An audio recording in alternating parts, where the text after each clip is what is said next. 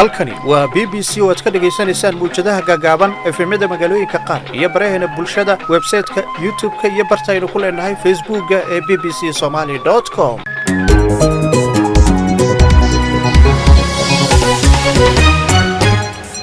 galab wanaagsan kulanti wacan akhyaarta wada nagala xidhiidhay waa khamiis taariikhduna ay ku beegan tahay 28 bisha 10 ee Oktoobar sanadka 2022 qodobada aad ku maqli doontaan idaacadeena duhurnimo waxa kamid ah galmudug oo qaadashada hubka ka mamnuucday gudaha Guraceel ee gobolka Galgaduud Sheekh Shaakir oo faahfaahiyay sababta ay uga baxeen Guraceel dagaal ka dhacay deegaano ka tirsan Jubbada Hoose tababar loo soo xiray saraakiil ka tirsan booliiska Koonfur Galbeed Soomaaliya garoonka diyaaradaha Istanbul oo loo aqoonsaday kan ugu wanaagsan qaaradda Yurub iyo bangiga adduunka oo hakiyay gargaarkii uu siin jiray Suudaan qodobadaas oo faahfaahsan waxaad ku maqli doontaan barnaamijkan oo ay si wadajir ah u soo saareen Axmed Ibraahim iyo Nasri Xuseen balse aynu ku bilowno wararka caalamka iyo Cabdi Fataax Ismaaciil